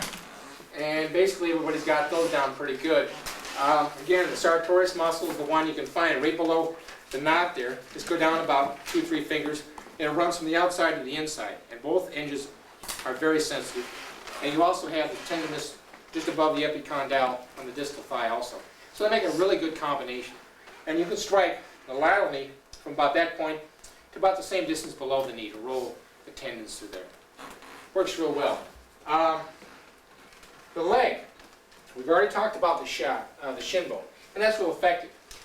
But there's one point I want to talk about, which is the back. And that point is what's called the junction, the gastroc muscle and the soleus muscle. All right, if you feel up here, you can feel the gastroc muscle back split. And right back here is the point. Now, you got to get down far enough. You can actually feel the muscle start to rise. Well, actually what it's doing is splitting at two edges here. My pen here. The ends of the muscle forms two heads. It goes down like this and down like this, actually, and goes up and out. It's a pretty big muscle. Well, there's another muscle right under here, and that's called the soleus. Now that muscle edge is tender right there. Now why that's important? For a couple different things. There's the obvious one. I got him around behind, I'll stomp on him back there. and that's okay. But even more important is if somebody kicks at me, this is a perfect strike point. You can just see coming up here and striking out. When he steps down, he's going to have a heck of a time stepping on the thing. Come in with a knife hand or a knuckle thumb to that spot, it's real easy to hit because it's instinctive at that point.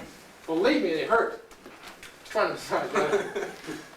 And I just tapped it, okay? So that's, you know, it's the nice part about it because that is the instinctive point hit when you're trying to block a kick. If you just realize where the leg is, about 1/3 of the way up from the distal part of the leg is that junction, and you strike right at there, what you're getting is the edge of the muscle. You're getting both the edges, strike it, swing. Oh wait.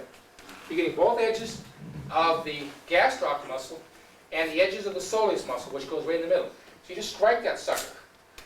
Strike with a knuckle thumb. And believe me, it goes down real, they go down real well. Okay? Again, the leg has got epicondyles in the distal elastic, and they can go the same way as the hand can. Okay? Again, catch them, your thumb sideways, that you're using your knuckle thumb, just get that point and roll those tendons, and they hurt. Okay? Now, it's pretty obvious. The foot has the same, go step up. Here as you do here. Okay? Roll your hand like we talked about. You roll the tendons here. Okay? You roll them right back there. Now the important part of these things is you can step on these points and then twist your foot. One of the new things that are coming out now is quote unquote foot trapping. Everybody thinks that foot trapping means, well, I'll step on the foot. Below. You step on the foot and you roll and see the difference in reaction. I would just step on his foot, that's one thing. If I step on his foot and roll, now I've got him trapped, I own him. Why did you step on his foot? He can still hit me with his foot. And fit in hand. Step it and twist. And what you're stretching are those ligaments and tendon points at that junction, right here. You step right on the edge of it and roll it. Just twist, because you're stretching those points. Stretch those points, the body tries to protect it. Pain withdrawal reflex, right down. Okay? Of course, the arch of the foot works really good. You have to roll sideways, same as you roll here. Stepping on it doesn't do much. Yeah, there's the old story, you can stomp on it. That works okay. But rolling it, okay? Rolling it sideways, like the edge of your foot works real good. And then, of course, the toes. You can separate the toes and the metatarsals, the same spots, between the small and the ring. Okay, you got the same spot here. Okay, right there. Put them on the foot here.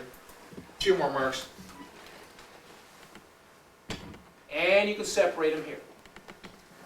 Now, it doesn't do much good at all to try and separate here or here. And the reason why is the fact that there's bones on the outside. You can't really push them very far. But you press here and twist. If I twist really hard, he'll be probably on the ground, possibly out cold, because it hurts that bad. This one, being a bigger joint, hurts, but not as much. Again, you have to step, and you have to stretch, and you have to twist. Same as you twist here, with your thumb. Just corresponding using your heel. Okay? The toes, each individual toe is attackable.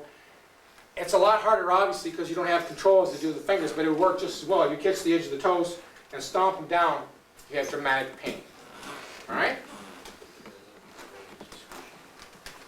All right. What I'm going to do right now is make sure we're going to go back through the different types of points and make sure that everybody's got the different types of pressure points. Remember, ligament points are the ones that connect bone to bone, and they hold 2 bones together. They hurt constantly. When you put pressure on them, you don't have to keep changing it.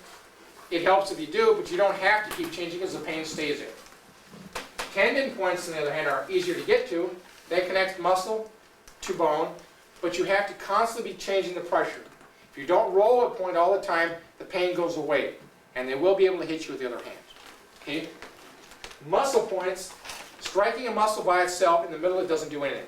You can stretch a muscle in the middle like we did for the neck, and that works real good because the body will try and protect the muscle. You can strike both edges of the muscle and put pressure on them, and they work real well. But there's really not much pain in the middle. Nerves, we talked about nerves. The bigger the nerve, the more effective it is. But nerves are dangerous because you can leave permanent damage, so be careful of those things. Organs, most of the organ points are obvious. Eyes, ears. The nose, we talked about how to make that and maximize that. The groin, we talked how to maximize that. The kidney, you have to have the strikes, again, in the right direction. Up and out a little bit, okay? Bone, all bones are vulnerable in a flat or an end point. You cannot, effectively hurt a bone in the middle of the shaft where it's round, it can just roll up. But if you get to the flat point and you roll it, it's very, very effective, or get the edge of it. Reflex points are basically deep groups of nerves. They don't hurt a lot, but they're very, very effective, and nobody, I do repeat, almost nobody can block these things. It's not compatible with life to be blocked. Okay? So we're going to have you guys stand up a little bit and work on each other on the foot points, and then that'll be it. I got blue on my face.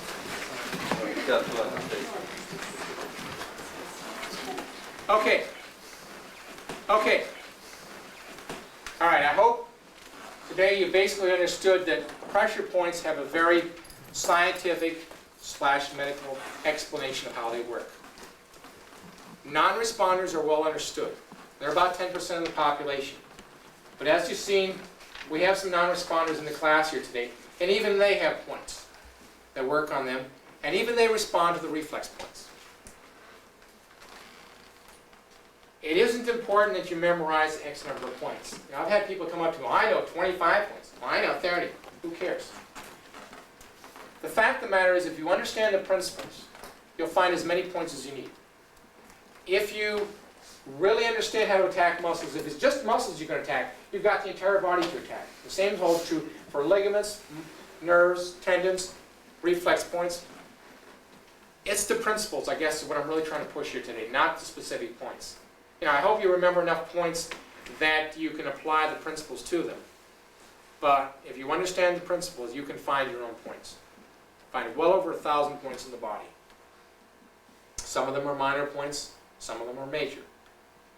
But they all have very logical, explainable medical reasons. Okay? I hope you've had fun. Thank you. Please be careful in your practice.